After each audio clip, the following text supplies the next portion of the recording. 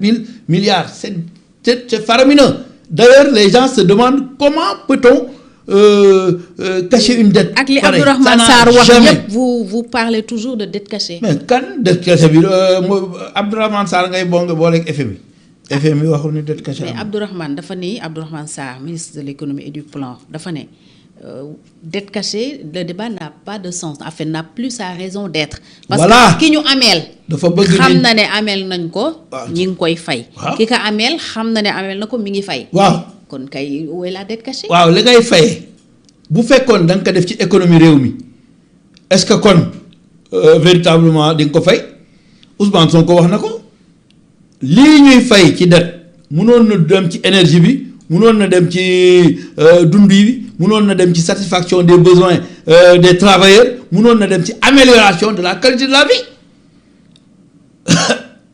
bu fekkee ni yow bitig ba nga war a togg ginaar maanaam wala xar bis wi nga yore dette boo xam ni finalement soo bi ngay bu ci togg nga ni dette boobu am na incidence dette boobu moo tax ñuy dund li ñuy dund dette boobu ak am jomu fay ka ndax mënoon nañ taxaw ni comme lebuñu ko duñ ko fay mais dañu base ci parce que y a des présidents qui l'ont fait dette bi lebuñu ko duñ ko fay wala dette bi dañu seet na ñu def ñun dañu fexe ba ni comme suñu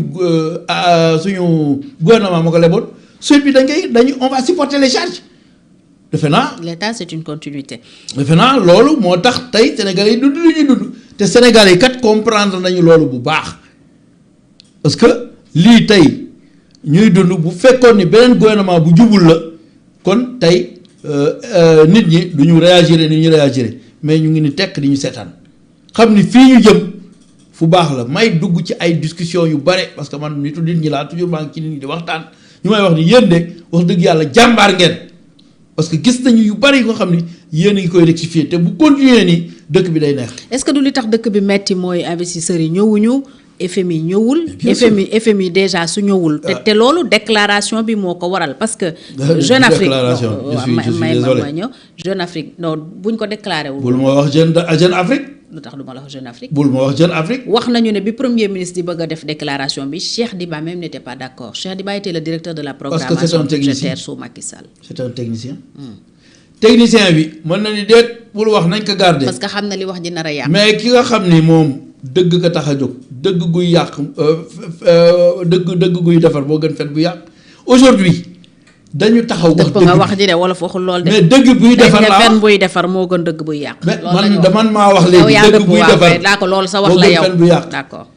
dans le contexte pareil parce que loo gis rek da koy placer ci contexte mais fii déclaration bi lan la déclaration bi defar. mais dafa defar image Sénégal ñu wadde ni ñii fi nekkoon lii la ñu nekke woon ñu wax ko Sénégalais yi ñu dégg que comme ça wat gaal ak yëgoo parce que ki nga xam ni yow da nga koy gouverner mu dénk la réew waroo ko wax lu dul dëgg da nga ko war a wax dëgg mu mën a supporter dëgg ga mais boo ko waxul tey bu fekkoon ne egsi waxaluñu dara lii dal ñu tey kon lu ñuy wax FMI li tax ñëwul mooy dette cachée bi investisseurs yi lu tax ñëwul mooy dette cachée bi ce n'est pas le fait de dire que la dette est cachée mais c'est le fait de cacher la dette. Donc ñi caché ñoom ñooy responsable. Dégradation au Sénégal bi c'est pas imputable à la personne qui a fait la déclaration. Mais ce n'est pas imputable à la personne qui dit la vérité loolu daf may fàttali ma ni leen waaw dëgg laa wax wala waxuma dëgg ñu dóor ma ci ba ma nekkee xale ndax yàgg naa mel noonu for nañu xaalis bi ma gis ki ko moom ni yow yaa moom xaalis bi ñu ne waaw ma ni jawal nga jëw ñu jox la sa xaalis man ñu ni ma lu tax ngay wax loolu ma ni est-ce que dëgg la c'est ça le problème c'est-à-dire dëgg la c'est quelque chose qui est véridique. balaa nga koy fàtte sànq wax nga fi ay wàññi yu ngeen wàññi comme nee nga yow da ngay dégganteeg Serigne Gueye Diop ministre du commerce. wax naa ko ma yóbbante la ci moom. wax naa ko lu leer wàññi gi mu wàññi amul effet. wax naa ko lu leer ndax y a pas de contrôle.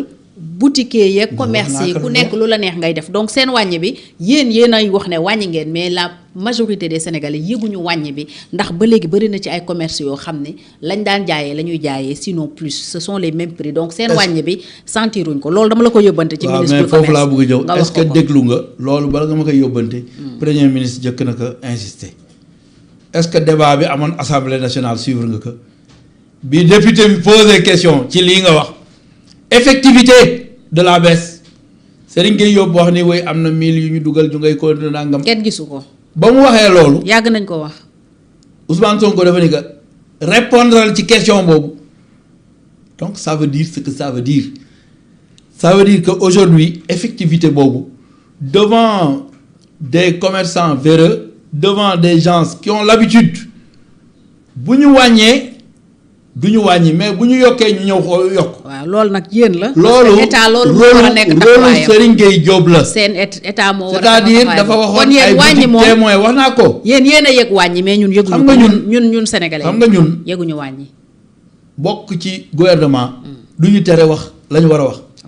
nee naa ko ana boutique témoin yi ñu waroon teg. gisuñu dara boutique témoin yooyu doon na permettre aujourd'hui véritablement bu ñu wàññee bu kii wàññiwul nga dem jënd ci boutique témoin muy Sonadis yu njëkk ya idée boobu dañ ko indi woon te loolu ça va créer des emplois te loolu nekkul lu nga xam ni dafa jafe tu peux voir un financier bu la jox loolu bénéfice ba ngay génnee nga cay fay xale yi. waaye bénéfice ba ngay génne nga fayaat ki nga xam ni daf la joxoon. d'accord donc bés bi balaa ngeen koy marqué au compteur xaal leen ba sénégalais yëg ko. non il faut ngeen def les mesures d'accompagnement. non yëguñu ko liñ daan jëndee la ñuy jëndee am na ci yu bari yoo xam ne dafa yokk. waaw loolu dama la koy wax parce que damay consommer. man damay consommer comme yow voilà. waaye li ma la bëgg wax mooy bu may dem Saint-Louis. yëguñu lu fi wala keroog bi may dem nu mu tuddee. courant bi moom laa baisse effectif. defal ndànk.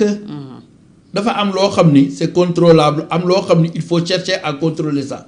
gasoil wàññeeku na par force bi may dem Touba 10 litres xaw ma 15 litres laa fay la des sama poos waaw loolu war na jur. ñi nga xam ne ñooy transporteurs yi ñu wàññi njëg yi loolu yëpp war nañ ca egg. suñ ko wàññiwul yéen la. ah te kenn àggu ca loolu yëpp interpeller ministre du transport ministre du commerce. sur le rôle qu'ils doivent jouer. c'est ça pour l'effectivité des baisses mais au moins ñun wàññi nañ. mais ban gouvernement nga mos a gis mu sañ a wàññi gasoil ci ñu ko wàññi amul depuis 2000 ba léegi loolu amul. d'accord kon jéego yi ñuy def te contexte bi ñu fekkoon réew mi 2000 contexte boobu bu ko gën a garaaw la ñu fi fekk ñun parce que ñun dette bi passé na 100% te loolu mosoo ko dégg ci histoire Sénégal je crois que Abdoulaye Wade bi mu ñëwee 14% la fi fekk ci Abdou Diouf Macky Sall bi muy ñëw 39% la fi fekk ci loolu bu ñu ko fi fekkoon tey kon sénégalais yi ñu ngi gundaandaat. man maa la ko wax. alors sànq wax nga ne fàttewu leen sénégalais yi et que activité politique yi ngeen nekk yàqul dara ci liggéey bi ngeen war a liggéey réew mi mais monsieur Lo est-ce que tam li ñu jàppee dualité pour ne pas dire crise nekkul lu mën a freiner investisseurs yi ndax Sénégal xam nga ne atome bi gënoon a rëy c'était sa stabilité tey ñu bëri ñu ngi tiit bu ñu xëyoon Sonko Diomaye dàq Sonko lan mooy xew dégg nañ fi sax ku wax ni ku pare pour joxe sa bakkan na nga ko def ba yoon daan na ko juróom-benn weer yoo xam ne du ko tëdd mu ànd ak yéen ñeneen ak ñeneen di tenir yeneen discours est-ce que kaddu yu mel noonu investisseur bu koy dégg di nga ñemee ñëw jël sa alal di ko dugal ci réew moomu nga xam ne surtout mi ngi ci 2 années préélectorales ndax ñu ngi ci 2026 jëm 2027 local bu ñu jógee 2027 2028 année préélectorale la ndax après 2027 ñu ngi jëm ci élection présidentielle 2029 est-ce que crise bi bokkul ci liy freiner réew mi. au plan économique il faut jamais déplacer le débat. investisseurs yi li tax ñëwuñu. mooy amuñu autorisation FMI.